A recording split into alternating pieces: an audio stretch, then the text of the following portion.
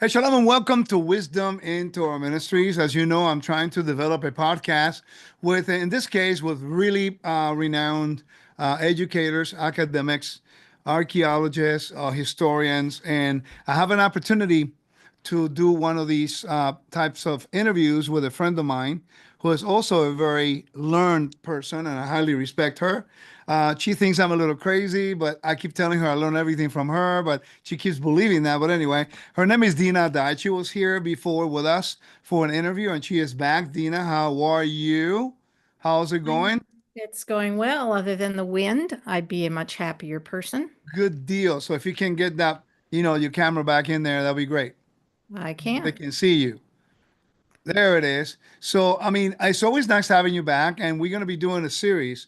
It's called Literary Name, in this case, Literary Nature of the Bible. We have themes that we want to cover and literary genres. And I think you're perfect for that. We're also going to have a guest, Matt Napier, who has very learned in the what is it again that he does? Poetry Well, and no, I mean he's very good on genres, which we'll be right. talking about next time. So we haven't quite asked him. So Matt, if you're listening, we want you. We want you to do But it. then we can Yeah, do a good dialogue on particularly narrative and poetry and maybe into wisdom literature. when I went to his congregation, I had a great time speaking with him. I know Matt for a long time, and I'm very proud of the fact that he has, just like we have, dedicated our lives to search and study and research and try to expand our understanding of the Bible, not only from a theological perspective, but also from cultural backgrounds and historical accounts, and also trying to understand the literary genres. And I got to tell you, Dina, I never really paid that much attention to this before. And it wasn't until I've been doing a lot of research on the New Testament the last 4 years. And I began to do a study on the book of Romans, chapter by chapter. And one of my students can tell you, he's a good friend of mine, that we started looking for words and that what in the naked eye here from the Western world, it meant nothing. But the structure of the paragraph that Paul is writing was actually high level Greek rhetoric, and he's talking literary genres, and he is utilizing the cultural understanding of certain words that are quoted in the Bible, but yet we are so removed from them that we don't understand the whole sequence of the whole letter just because we don't live in that culture. So that's why I'm asking you to help me with this because this is one of the areas that you really focused a lot on. And I really truly want to understand a little bit more.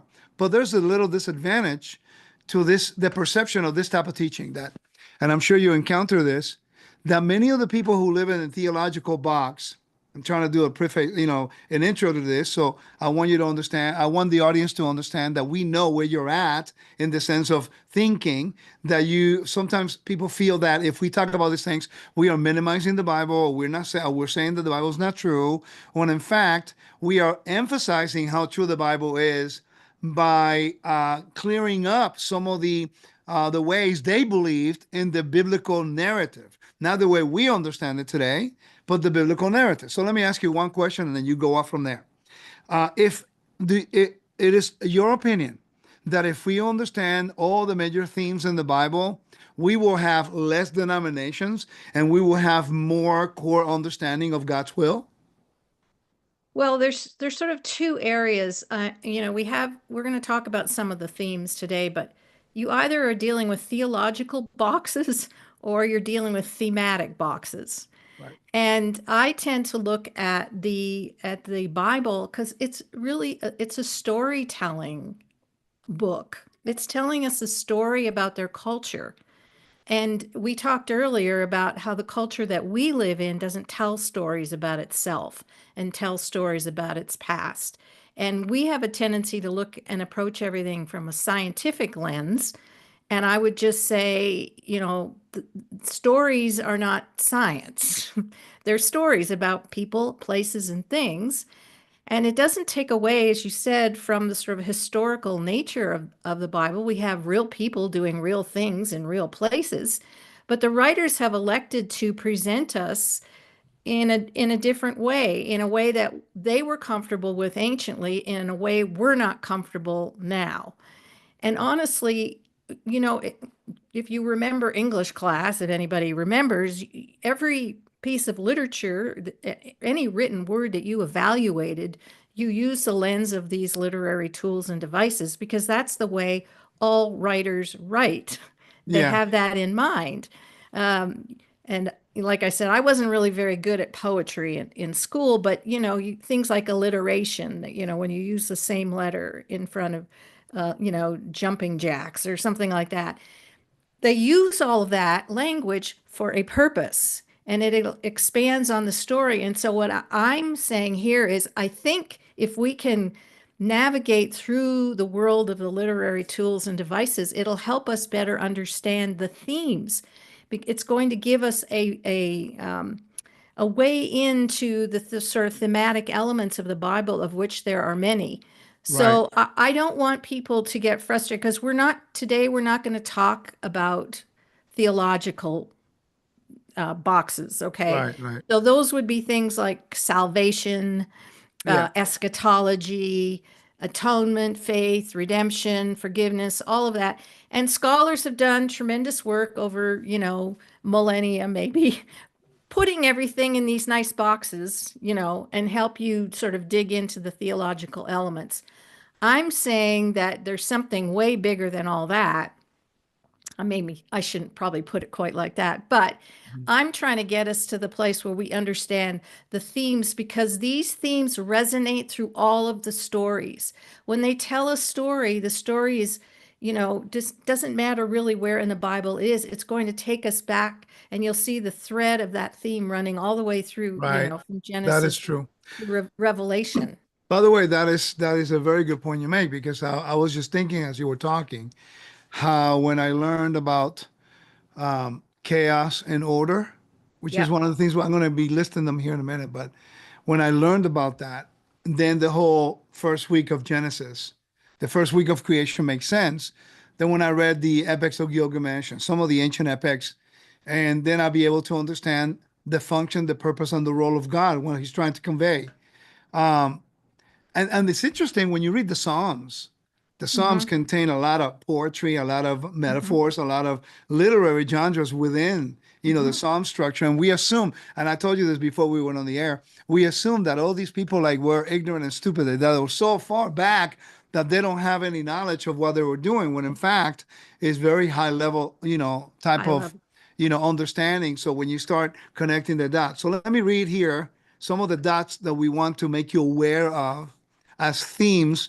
And then this is going to be a series. So we're going to be covering some of these, and then you're going to teach on something else. Hopefully, we'll be able to have as much material that we can so you can learn, the audience, so you can follow along. And hopefully, these types of podcasts and interviews will help you enhance your understanding of the Bible. And maybe we will all learn together how to connect the dots so we can be in one accord. That's really the whole bottom line. So, what we want to cover today, and I want to share the screen so you guys can see it with me.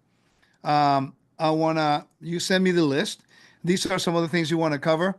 And we can talk about literary nature of the Bible, major themes, literary tools, helping the interpretation of these themes. So we have chaos, disorder, dehumanization, chaos, figure like exile, creational order, new creation, regenerating human nature, the return back to the garden. Then we have Cosmic Mountain. Boy, do I love that one. Temple, Yeah. sacred space, connecting point between heaven and earth. Then you have kingship, which, by the way, we never talk about, we never really consider. Dynasty building, image bearing, like the Mispi ritual in the ancient Mesopotamia, exercising wisdom, divine warrior, host of heaven, divine council, defeating chaos. And then one of my favorites, and you know this, Dina, Hmm. covenants, vassal, suzerain, royal grant, marriage, Torah. So, I mean, are some of the ones that we're going to attempt to give you some example, specifically you, Dina, because I want you to give them all the stuff that you know on these things so that people can understand a little bit better. Well, and we want people to know this is probably not an exhaustive list. I'm Yeah. sure you can think of some themes that we've left out, but I think as far as especially Genesis 1 into 2, these are the main themes I would submit. that are in those first two chapters. And then these themes just replicate themselves. So, for example, the book of Exodus is really the story of a recreation and a different sort of flood story. So the whole Exodus takes us back to the Genesis story. The Ark of Noah takes us back to the Genesis story, and on and on. And then when we get into the New Testament, Yeshua does the same thing. He'll sort of throw something out there, and you're like, okay, that's kind of random, but yet he is making a point of taking us back to the Genesis story. So Right. I feel that these themes, chaos, creation, creational order, cosmic mountain, kingdom, Yeah. kingship, divine warrior, and covenants are all established in some way or another in the first two chapters of Genesis. So You, that's you, men- why I you chose mentioned, those. yeah, you mentioning going back to Genesis. When I was doing the research on the book of Romans, I noticed that Paul is always alluding to a new creation and also to Genesis. And when he talks about the first Adam Yep. and the last Adam, so it's the same story being repeated throughout the whole Exactly. Bible. Exactly. And that just to reiterate, the Bible is telling stories. So it's our job to read these stories, have an appreciation for them, and try to understand what the writer or the narrator is trying to do and what stories might he be connecting us to. Right. And he doesn't have to go and tell us every single thing and what it means. He can just take you back to one verse in creation and you go, here we go. The bell just, rang and something just popped in my brain. And now I kind of understand what he's saying. Do The you think more you maybe know it, I'm sorry to interrupt you. I just something came to mind. Do you think this is the reason why many people, when they read the New Testament, and the writer is giving you, alluding to a verse in the Torah, the prophets, and they're not quoting the whole verse, and right. people say, "Well, that's not the prophet. They're not quoting correctly. That's incorrect." When in fact they're trying to allude to something that occurred that tells the story. Yeah. And sometimes they'll quote it and it's different. And Right. if you actually knew it, you would go, whoa, that's different. Why is that different? But the writer doesn't see the need to explain it.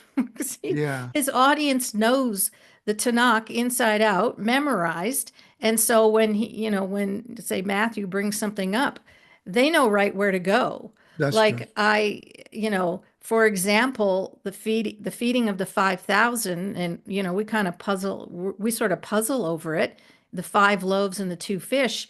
So for me, because I'd done a lot of work in that area, I recognized immediately that the five loaves in the tabernacle were given to the high priest to Yeah. eat.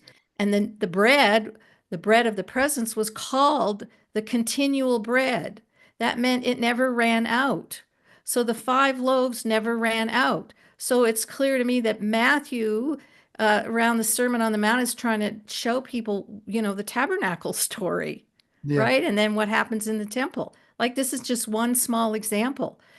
The writer didn't feel the need to explain what the five loaves meant. Everybody understood that the 12 loaves essentially were Yeah. called the continual loaves. They never ran out. And that Yeshua was making a point as a high priest in that situation. I get Mhm. five, you get seven, have at it. You know that Ryan recently made a post. I completely agree with him. Talks about the feeding of the people. Yeah. And he actually, something that you and I talked about a lot about is the counter-imperial message, the political message of Yeah. Yeshua and the disciples. And when Ryan White put that on the post, I completely agree because I've been teaching a lot on the fact that Paul's message is an anti-imperial message. It's a Yes. political message. And, now we have Yeshua feeding the people when it was supposed to be the duty of Herod to do that and the Roman Absolutely. emperor.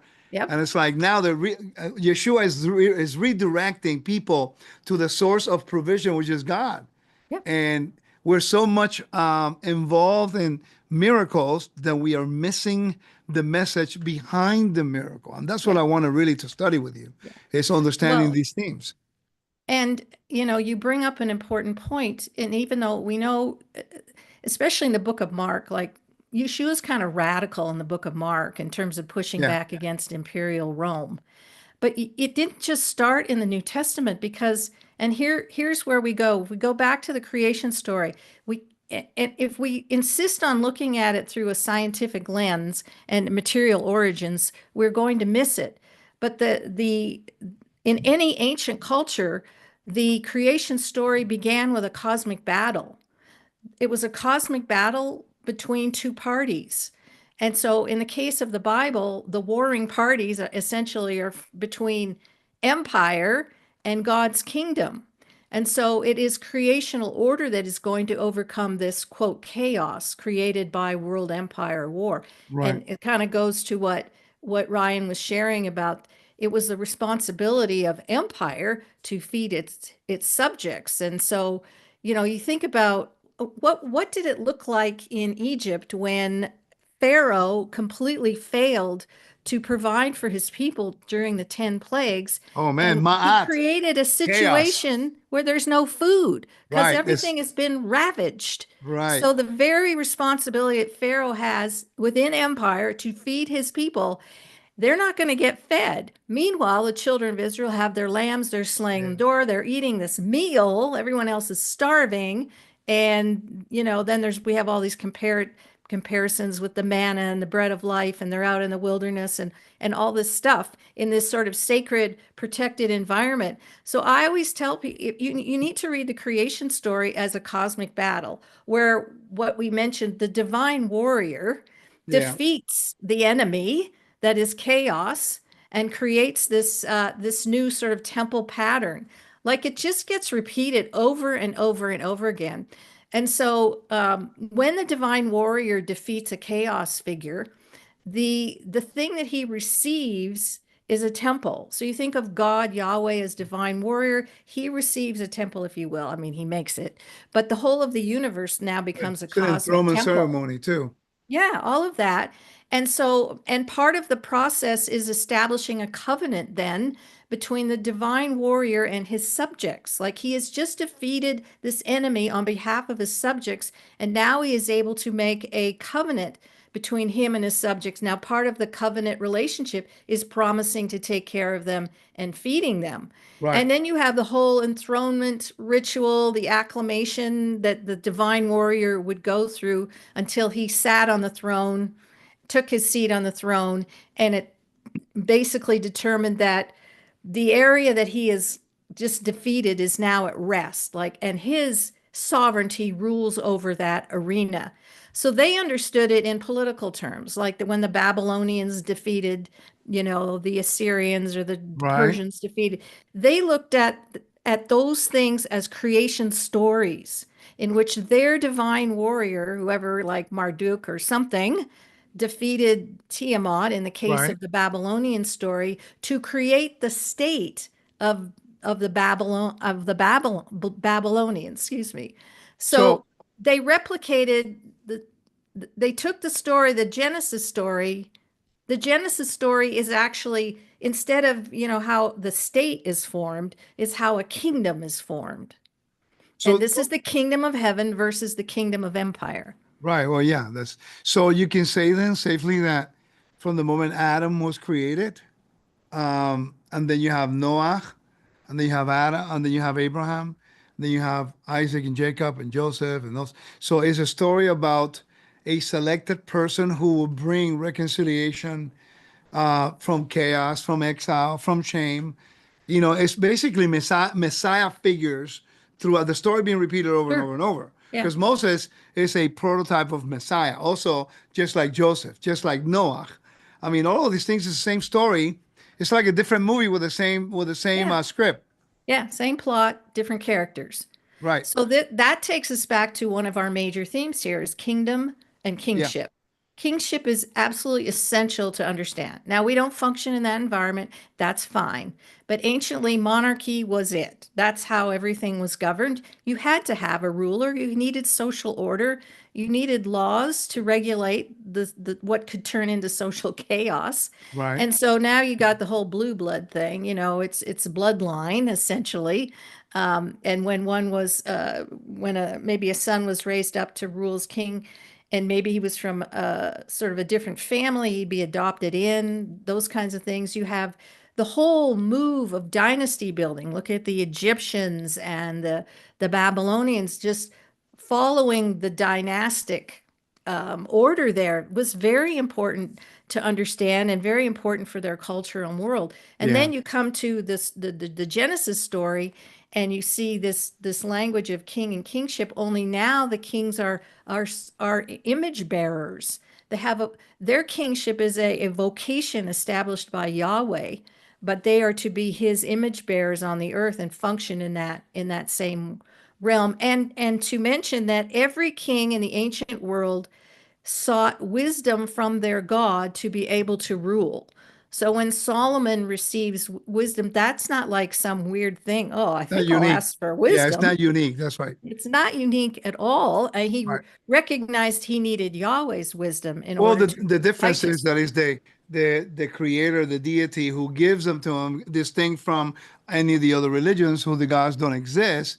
Yeah. So that's the difference. But the whole mechanism of asking for wisdom is something that it's like they all had a tree, they all had a garden, Yeah. they all Yeah. had I mean, it's the Yeah. same That's all. stuff. I was shocked to find that out in the book of Jeremiah. It's like they all had a royal garden.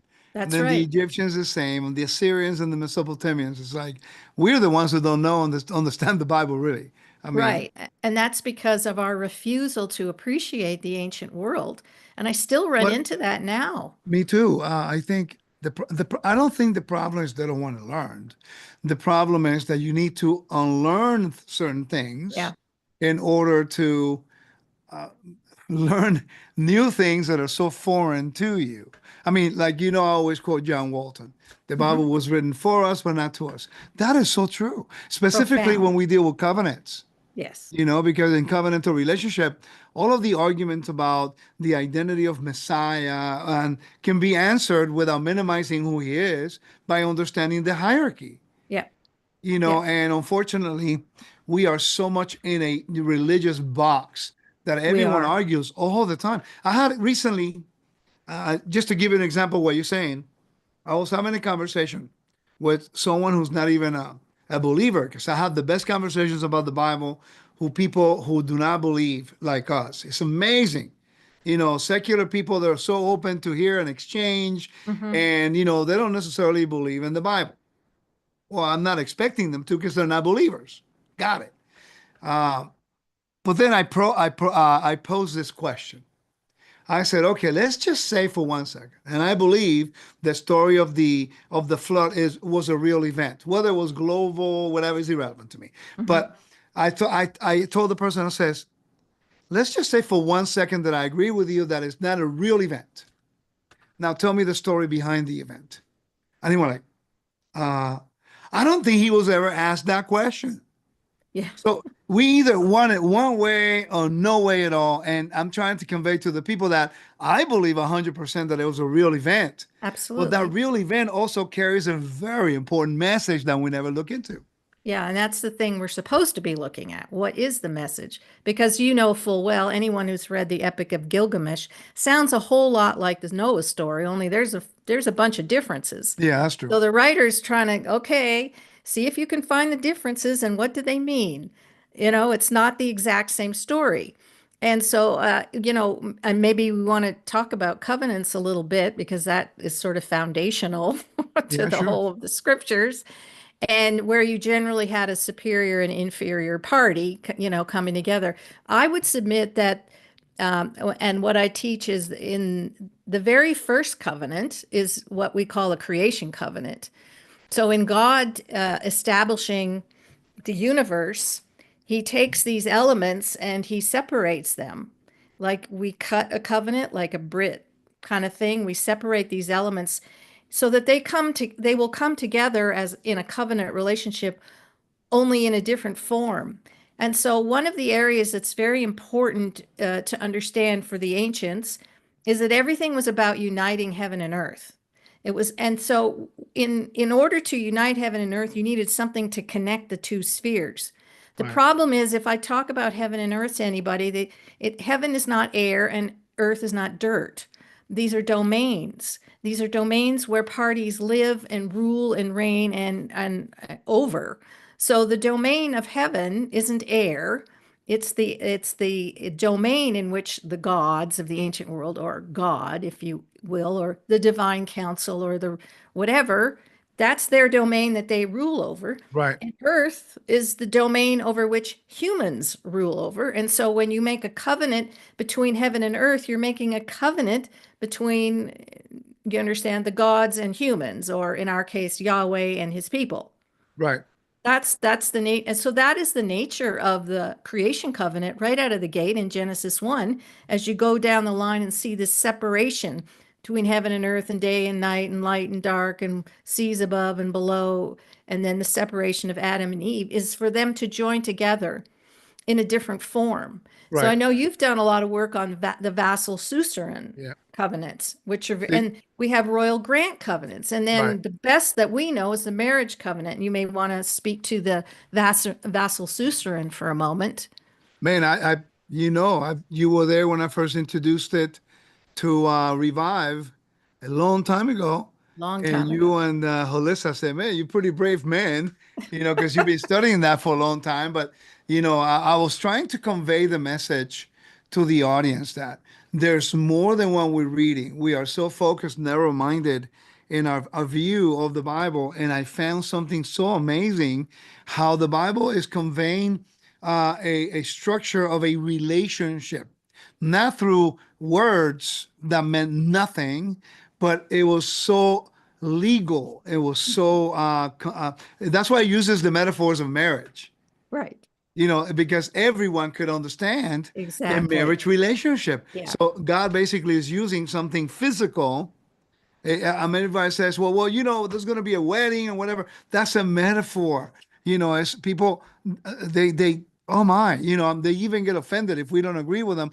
But yet, what I found is in a covenantal language, one of the things that God uses is the everyday language and the understanding of family, for example, Mhm. or a marriage relationship, or a pastor, shepherd, things like that, to convey what a tribe is, and the relationship between the shepherd and the sheep, or the king towards the kingdom, which is the same thing. The Yep. father is the Yep. same story. King Yep. with the kingdom, father and the kingdom, the father of a family and the children, and then you Yes. have the shepherd and the sheep. I mean, how much more God can do for us in so many different ways, trying to tell us the same story. Yeah. He is the Exactly. creator. We are the vassals. We do what he says. We don't change his laws. Yeah. And that's the one thing we're missing is in the covenantal language is obedience to the Hmm. point of connecting heaven and earth. Yep. I remember reading about Genesis, I think it's 48. No, I'm sorry, 26 or 28, one or two. When Jacob says, "This is the door of heaven," I did not know it. 28. Yeah. Man, that Yeah. was people have no idea what an Yeah. incredible Exactly. statement that is. Yeah. Yeah, the portal into heaven. So Right. everything is about unifying. All of the covenants are. All the covenants fit in, I would submit, to the creation covenant, the Abrahamic, the Mosaic, the Davidic, no, whatever. They all fit into the essential covenant because the goal of the covenant is to restore heaven and earth because there's been a rupture because of sin. And so God is creating environments like the tabernacle to be a place of heaven on earth. That's what the tabernacle is, the temple, heaven on earth. And so how do you connect the two realms? Of course, God uses a mediator to connect those two realms, but you must understand that everything is about bringing together heaven and earth. I mean, the very nature of Yeshua hanging on the tree was so much bigger than how what we understand because he was basically uniting heaven and earth hanging Yeah. on that tree. Because if you took a tree, the canopy reached into heaven, it represented sort of the heavenly sovereignty of the God in the heaven, and the roots went down deep into the earth. And so over and over again, you have all these elements that sort of connect those two realms, like trees, like pillars, like smoke, on and on. There's just myriads of examples, And the example about Yeshua trying to connect heaven and earth, it's interesting that when he's dying on a tree, there's complete darkness, and anybody who right? understands engineerese, that's chaos and Chaos a coming. disorder. Yeah. And then he resurrects, and then he looks like a gardener. Yeah. So it's like, talk about telling us we're going back to the garden. All of those, I mean, and that again, I didn't really, when I look at temple, cosmic mountain, temple, sacred space, that includes the garden because the garden was essentially a cosmic mountain. Okay, it's not a flat plane, but it's a cosmic mountain. But every story is going to take you there, and the story starts out with real people who screw up, complete dysfunction and failure. And so, how does God take those people in the story that's being told about them and elevate that story? And so that would be our definition of creation or creational order, the elevation of humanity from their, the slop that they're in, and not just humanity, but the entire Well, environment that a we're question. in. Let me ask you a question in regards to this functionality, the dysfunctional family of Israel in the story of Joseph. I think I'm finally understand the message behind that because Israel's always been dysfunctional, Right. always. But if they're supposed to be the image bearers of God, then it only is only logical because God is trying to restore the dysfunction of humanity based on sin Right. that caused the death. So now it's an encouraging thing when you read people who God have chosen to be his image bearers, but they keep messing up, but God never gives up on them. And eventually they turn back to the Lord, they turn to God to restore order. And you see that in every story, by the way. Every story. And what's so cool is that God creates a space on earth so for his presence to be in. It's not like we all got to go up, into ascend into his presence. He chooses a mediator to do that. But, he builds the temple or he gives Moses the blueprints for the tabernacle, but the tabernacle is on earth. It is to function as a place to repair the rupture between God and humanity by Right. following the rituals and the protocols, et cetera, et cetera. But how wonderful. I mean, you don't see that in the ancient world. The gods don't come down, and Right. dwell among their people and take care of them and provide for them and provide a mechanism and a way to come into their presence. They remain up in their space there and lord it over the Yeah. people. And again, that's sort of the nature of that's what empire does. It rules over them, it oppresses them, it enslaves them, blah, on and on Yeah, and on. that's why I love the this last week's Torah portion at the Yeah, thing. I yeah, love that because I was teaching it in Oklahoma City, and I was trying to convey to the audience that God is finally restoring Eden. yes, Is a new creation, yes, type order restored. Genesis, Genesis story. But then I make mention that sometimes people they don't really connect Leviticus 1 verse 1 through 3 in a sequence. I recommend the audience right, to go back and read chapter 40 and then don't yes, stop on the last verse, right. reading right through chapter 1. And I love that what you just said makes sense. It's like immediately after the presence of God dwells amongst Israel, which is the climax of creation, when the presence Mhm. of God Yes, is there. Immediately he turns around and tells Moses, hey, when you tell the children of Israel, tell the Israelites, if they want to come see me, yeah.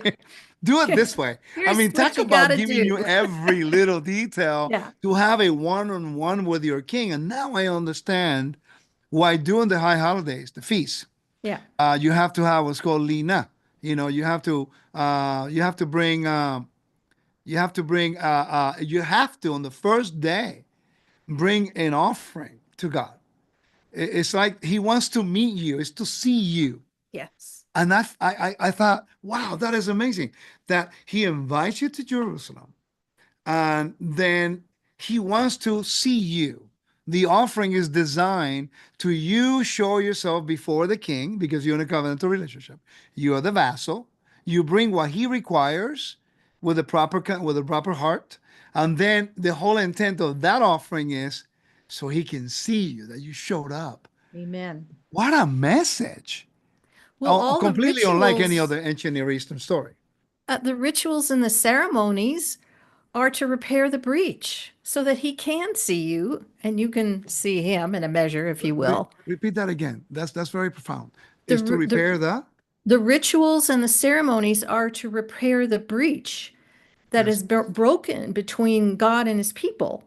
So all of these protocols help restore the breach, the break, the hole, yeah, the collapse of the covenant so that he can see us and in a measure we can see him.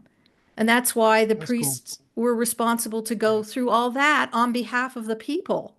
Do you think that's why God put so much emphasis on the responsibility of the priests to make sure that they did not mess up?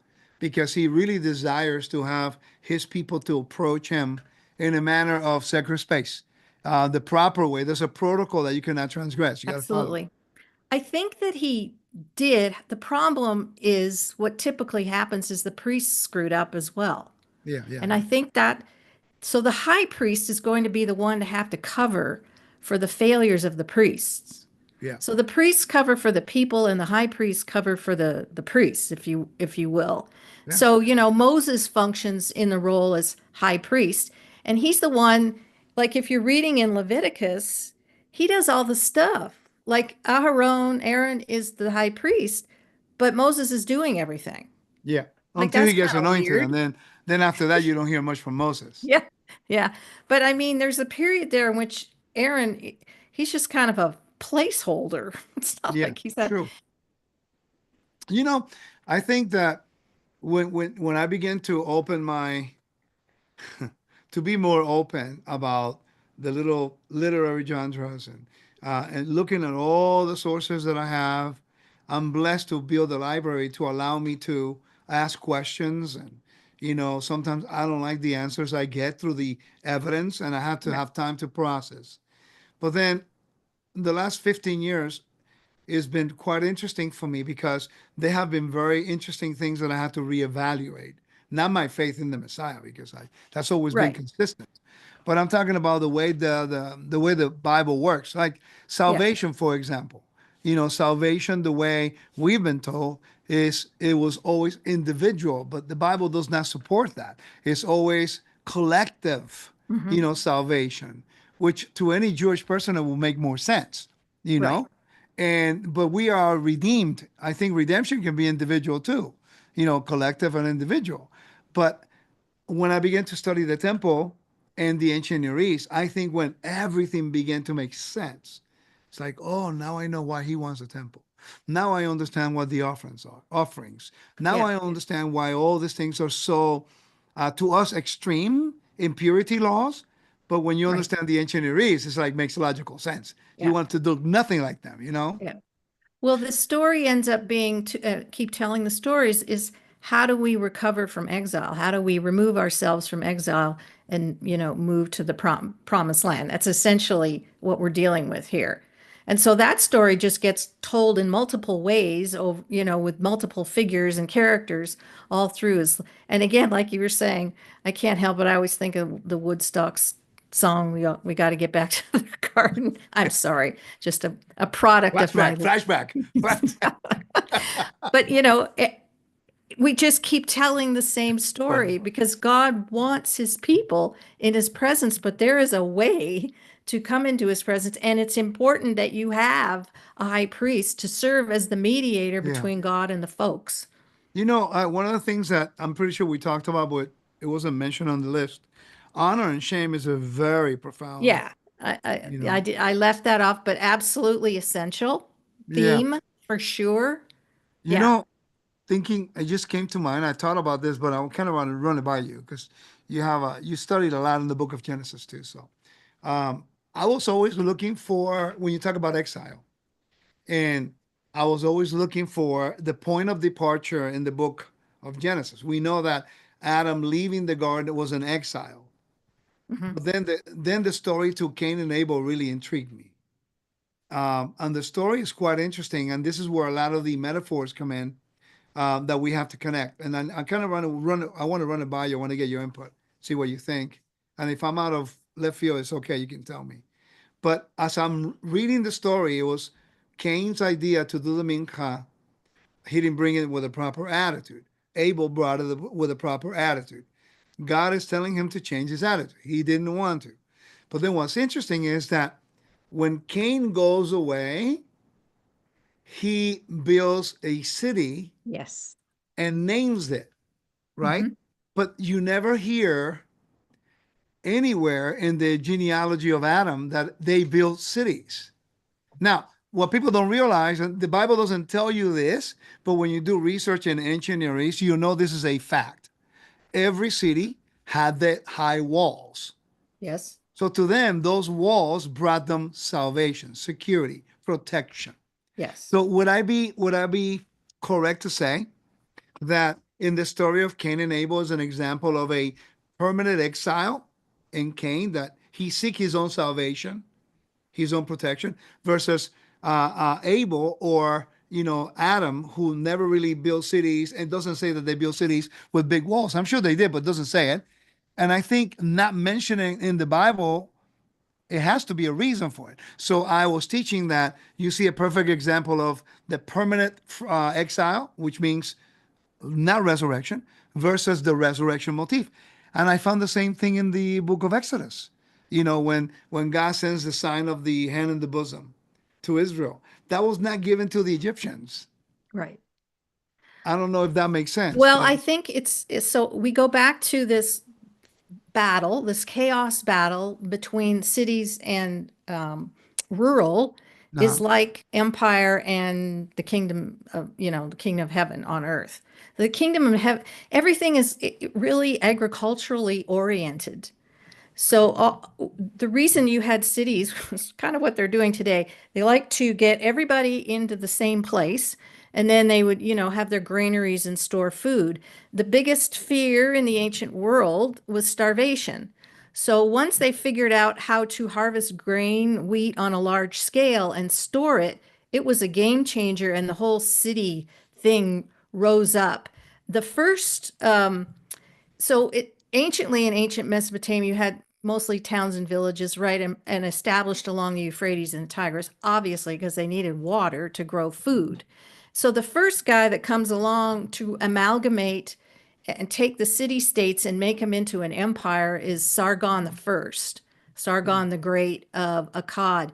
And I think this is a very foundational moment in now the Bible, obviously, we don't really see that mentioned. I would argue, and this is just my opinion, that Nimrod isn't actually a person but a title.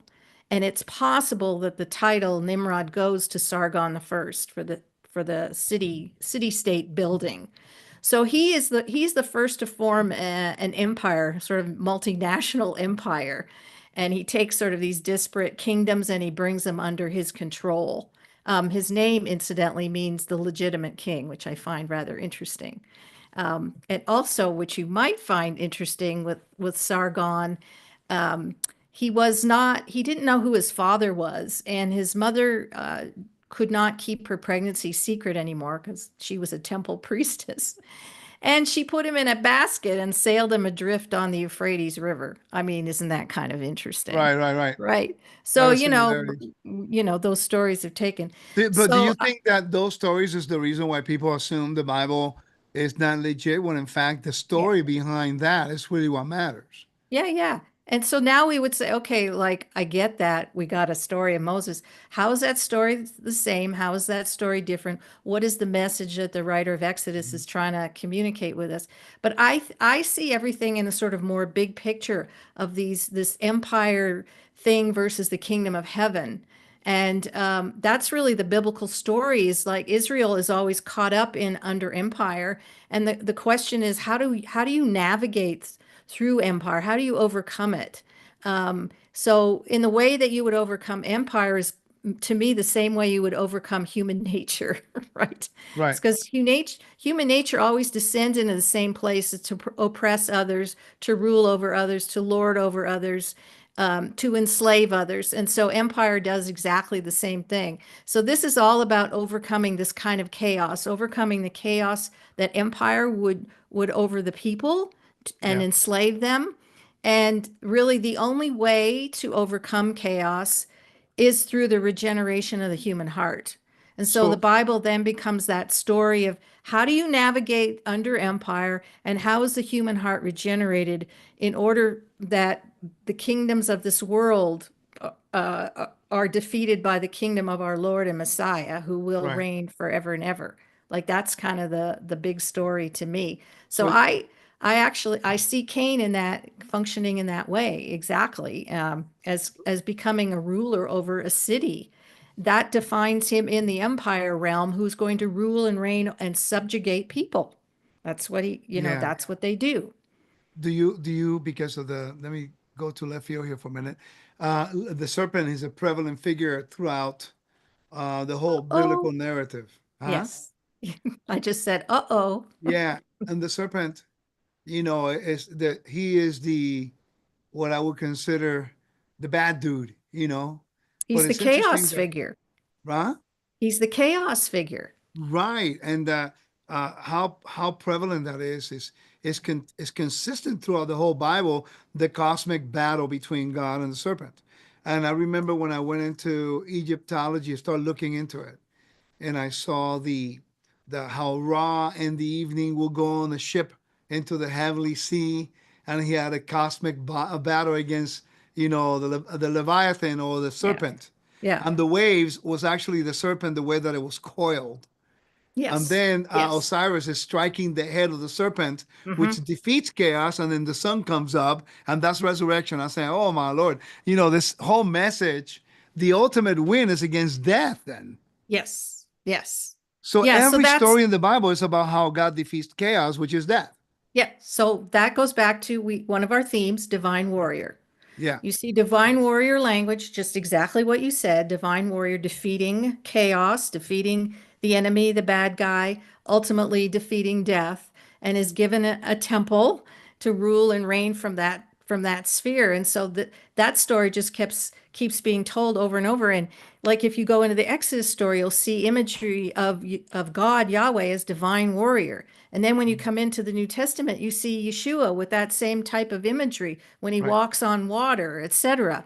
It's his rulership and sovereignty over the bad guy, over the chaos figure, over the chaos creature in the seas, and Yeah, that he is the divine warrior. And what is the ultimate? That Yeshua defeats death as divine warrior and then is raised up and is given, resurrection. a temple. And the people, you know, there's acclamation and homage to the king and this whole story. And then the culmination of the defeat of the divine warrior's defeat over chaos, given a temple, is to have a meal, a covenant meal. Like All that's right. how it all ends. By So the way, then we see Yeshua at the Passover, that's right? what we have Passover to remember Yes, how God defeated death through the death exactly. and burial and resurrection of Yeshua. Exactly. It's the same Amazing. story. So Yeah. again, divine warrior is an important theme. It's all over the place. Like you can really see it a lot in the book of Mark.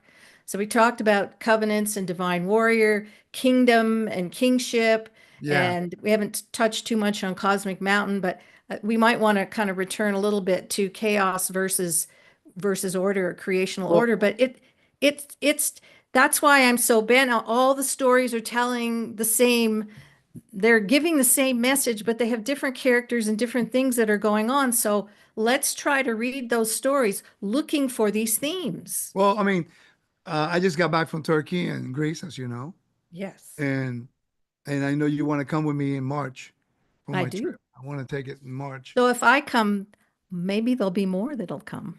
Hopefully, yes. You'll have Bring a them full all. trip. Bring them all. Save your money, folks. Yeah, but it will ruin your theology if you It'll come ruin. with us. Who's ready to have their theology ruined? Can I give you one example of that? Sure. I went to Pergamum for one purpose. I wanted to see the Imperial Temple of Trajan. And the reason why I wanted to go, there was an inscription there. And I have the inscription. I can show it to you later if you want. And that inscription, the reason why I wanted to go was because, let me find it here, work out. I want you guys to see it because that's the whole premise for me going to Pergamum. I Yeah. wanted to see the Imperial Temple of Trajan. There's a statue there. Now, please understand that we have the statue of Trajan, the head cut off there, but every emperor had a statue. Right. Okay. Anyway, so the important thing about it is that in Romans chapter 10, verse 9, there is structure in a particular way. And the way that it's structured, and here's the inscription. I'm gonna put the picture here. Let me share it real quick so you can see it with me. Right. And okay, so um this is me standing next to the replica because the original one is in the museum down the mountain of Trajan in his warrior, like you were talking Yes. about, like the Yes. warrior. Yeah. Okay, that's why I'm bringing it up. because he was considered a divine warrior of the Yes. empire. Now, this is the inscription that I wanted to see because Romans chapter 10, verse 9 says, if you believe in your heart that Yeshua is Kyrios, okay, I Yeah. validated that word, and it says, and if you believe in your heart that God raised him from the dead, you shall be saved. And then you will be honored. You're not going to be suffer shame. Anyway, so I began to do research on that word Kyrios, and I know that 200 years before Yeshua was born, the Torah always calls the Father Kyrios. He's the master of everything. We know Right. that. But in 200 years before, during the time of the Roman Empire, that word Kyrios began to take a turn on a political nature in regards to the power of the emperor. So in this inscription that is actually there by the Temple of Trajan, it has what is called Kipion, which is actually he is the Lord, the Hmm. Kyrios of the heaven, of the um, land and the sea, Hmm. land and the sea. Now, Right. why is this important? You may ask. Because then in the first century, the beast was the emperor, and Yes. the image of the beast was his image that Yes. everybody was forced to Yeah. actually, worship. Now, that theme can be repeated in cycles throughout history. But Yes. in the book of Revelation, that's the original context. It was an anti government Yes. imperial message, exactly what we're talking about for the last Yeah. hour. Yeah. The chaos figure, the Right. beast. He was the So chaos figure. back to the concept of salvation, and we have our theological box for it, but technically you are being saved from the chaos figure Yeah. because the divine warrior has defeated the chaos figure. That's what that Greek That's what word soter, salvation soter. is. That's what soter really is, by the way. Yes. Asclepion, which is the god of healing of the Greco-Roman world, was actually called Soter Asclepion. They believed that they received salvation from what? From death. They all was sick. Yeah. Everybody, Yes. I Yeah. mean, when you go to Rome and Greece and those places and you Yeah, start it's really paying mind blowing. attention, Yeah. it changes everything. It's like, oh, now I understand what Paul was saying. It enhanced my faith in Messiah. It hasn't diminished anything in any way. But No. instead of me listening to crazy people come up with crazy prophecies about something they never really understood, now I'm able to discern based on the context of these things. Yeah. And then they have to follow a blueprint and a pattern. Yeah. Yeah. No, to me, it breathes new life into my faith and my understanding. Like I get really excited when I'm studying and researching because I'm going, what am I going to find today that I didn't know? Yeah. And there's plenty. And so, again, we've chosen these themes, and like I said, not an exhaustive list, but as some basic fundamental ways the ancient Near East operated. And so, if you can kind of get a grasp of this, it's definitely going to help you in your reading. Yeah. Just understanding this battle between chaos and order is, and I do think people understand it better today because we are actually living in a time that looks very obviously chaotic and Yeah. in disorder. And you see this battle between sort of um, decreation, we might call it deindustrialization when with the green stuff, dehumanization, everything about tearing down, chaos, that's what it does. It's destructive and it tears down. And then you contrast that with creation or creational order. So now you're looking for stories and elements in those stories of new creation, of new life, the elevation of humanity, the regenerating of humanity's heart. All of these things, these are just so these contrasts are so obvious, and you can see these elements in virtually every story you're reading. You're going to see that which is going to destroy and dehumanize, and that which is going to lift up and elevate. Right. Look for those elements. That's true. I mean, we can go as far as 70 years ago with Hitler. Yeah, Hitler, I mean, what an example of somebody who I don't know if he intended to do it, but he was following the line of chaos, complete chaos. right. He wanted to have a 1 year, 1,000 year reign. He Hmm. was oppressing the people of the book. I mean, every sign, and then you see the same cycles, and then the people who deliver the oppressed becomes a righteous kingdom, and they prospered. I mean, how often do we see that story in the Bible? Yeah, over and over again. I think this level of dehumanization is really key. Yeah. because that's how you know that the kingdom of the enemy is operating on full speed. When you see that level of destruction of human life and dehumanization. And it's so obvious now in our culture. Like it's Yeah. just heart-wrenching when you watch like the sort of the fentanyl crisis and what it turns people into Abortion. zombies, you know, Abortion. abortion, Yeah. euthanasia, the sex trafficking trade. Like I think, you know, we pride ourselves and somehow we've become more civilized, but honestly, I feel like we're right back slap dab right before, you know, the Ark of Noah is built, Yeah. right in the level of chaos and dehumanization where we find ourselves. Violence is the response to everything. Like it's just so obvious to me.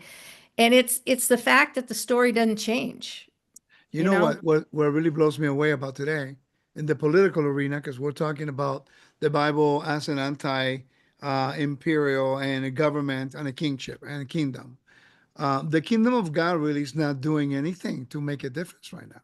No, no, And, it and, really and isn't. that's what with the chaos is not being there's no war against it. We are Correct. so set on hiding instead of having a voice of righteousness. I think that's where if you sit and you don't say anything, yeah, it's like Leviticus 5:1. If you hear or see a matter, you don't say anything, you bear the guilt. Yeah. Well, So look at, I mean, Yeshua showed us the way. They were living smack dab under a whole lot of oppression. I mean, you've yeah, got the Roman or Imperial Rome, you've got the Herodian dynasty, and you've got the corruption in the temple.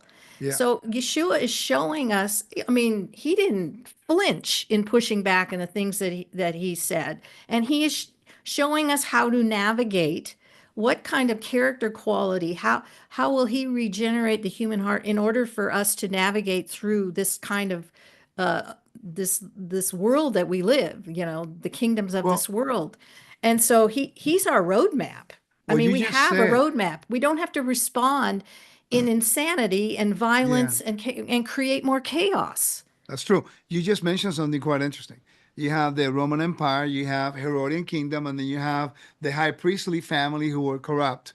Not the temple and not the office, but the people, that Honest, particular yeah, family. honest, the godfather of Well, Jerusalem. right. But it's interesting if you connect that with today. You have a Yes, world order trying to chaos. And then you have the government right now we see with all the corruption and all the thing going on in our oh, government. that's And then you have in the religious world in America, all of the corruption within the religious people. yes, So we it's see the yeah, same blueprint. same blueprint. So what I tell people, and is what I teach in my class, if you're going to look at the kingdom of heaven, and it reflects through all of the themes that we've been talking about, the kingdom is not religious. The kingdom is not theological. The kingdom is not spiritual. The kingdom is governmental. Well, people are going to push back on that. The only reason is Oh, because for they sure. they only look at one aspect of it.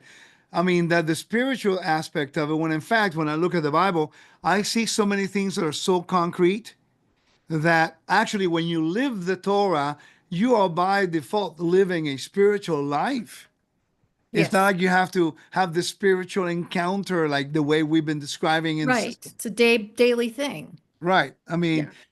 I watch the Jewish people when I go to Israel. I really pay attention to the secular and the Orthodox. Mhm. And and as we know, we don't agree with everything as long as well as they don't agree with everything we do.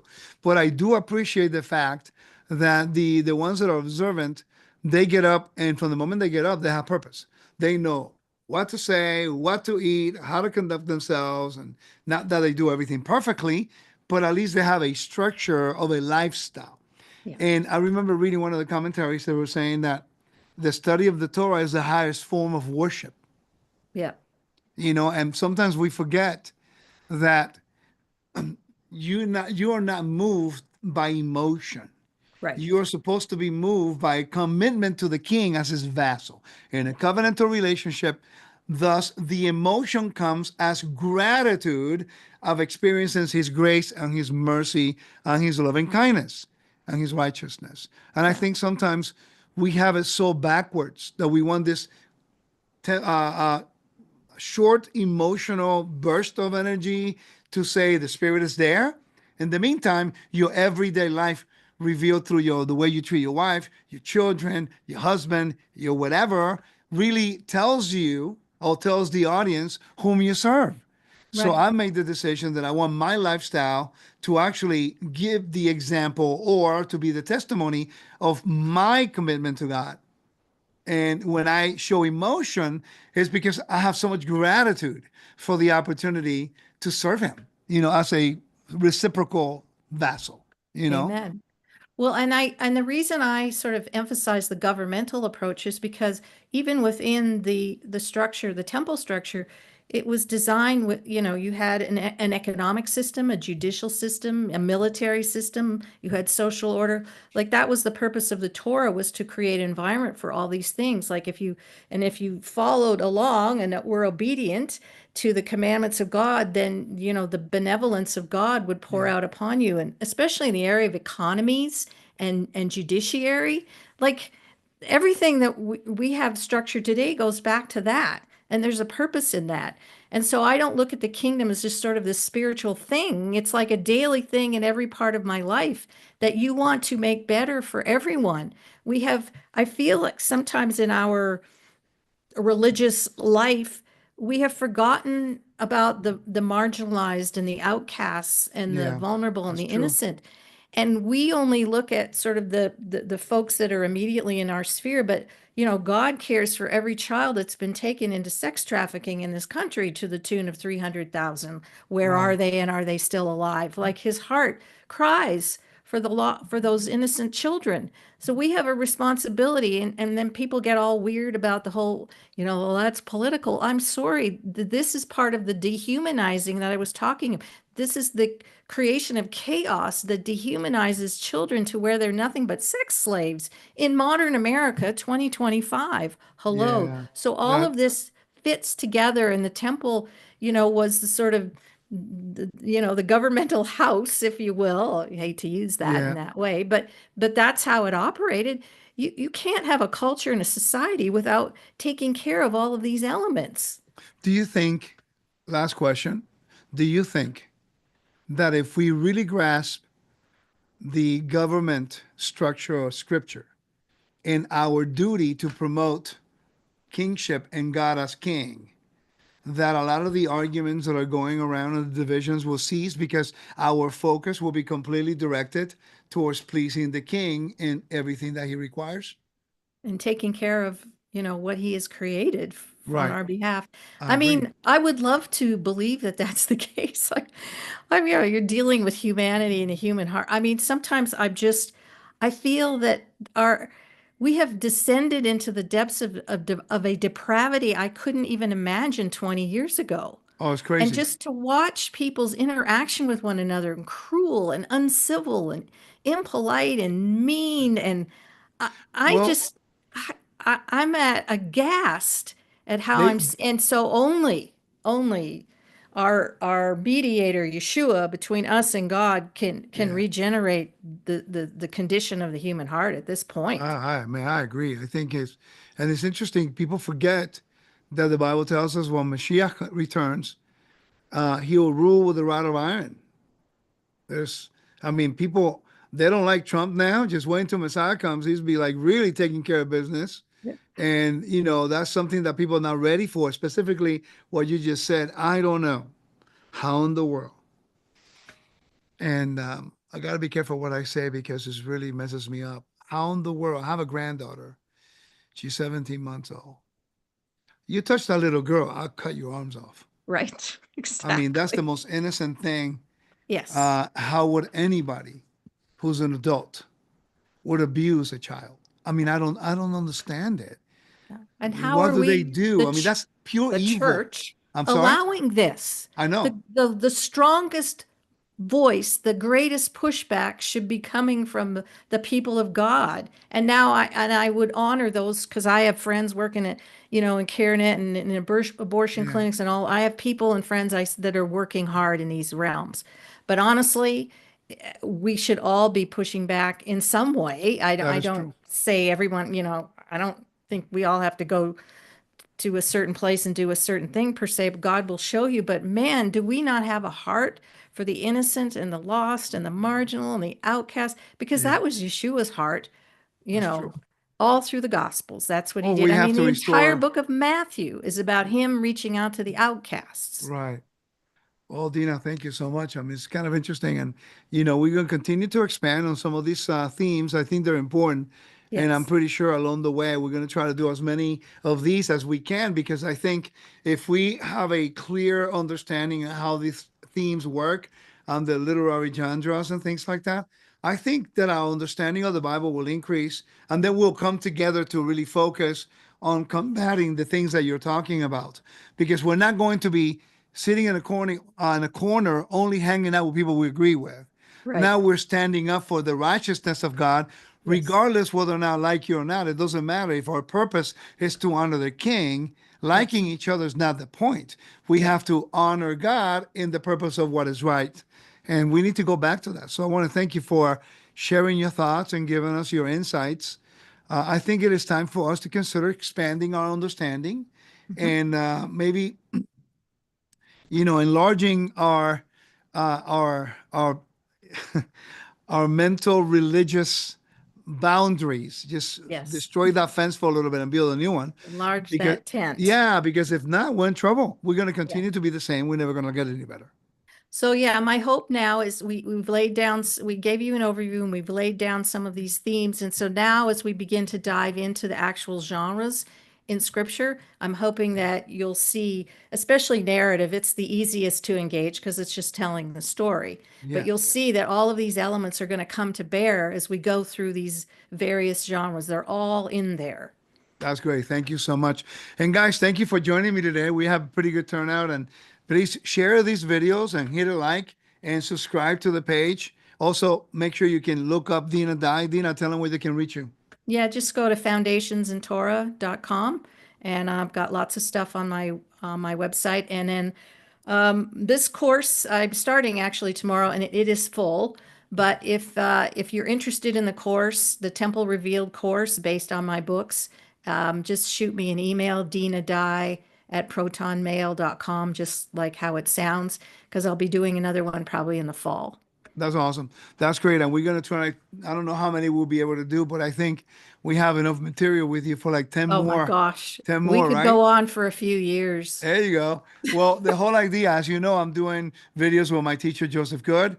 I'm doing videos with my friend, Mark Chavalis, Ancient Near East, interesting stuff. And now I'm doing videos with you. And I think hopefully the audience will be enriched by looking at the Bible from different perspectives. And I think we all come to the same conclusion that the Amen. God of Abraham, Isaac, and Jacob, he is creator, he is king. Yeshua, his son, is our mediator and he is our Messiah. And we will be able to be part of the final restoration or returning back to the garden after chaos is completely defeated. So I want to thank you, Dina, Well for being with said. us. Yes. Amen. All So, right. guys, thank you for joining me. Please do me a favor. Share these videos with your friends. I think these topics are neutral in a way that is going to challenge you in a different way to like think outside the box without minimizing who God is, who the Messiah is, who what the Scripture is trying to tell us. If anything, we want to help you with the research we've done to maybe give you different insights of how you will be able to understand the Bible a little bit better, hopefully by understanding these themes and the literary nature of the Bible. May the Lord bless you and keep you guys. We'll see you guys soon. God bless you. And thank you, Dina, for being here with me today. Shalom.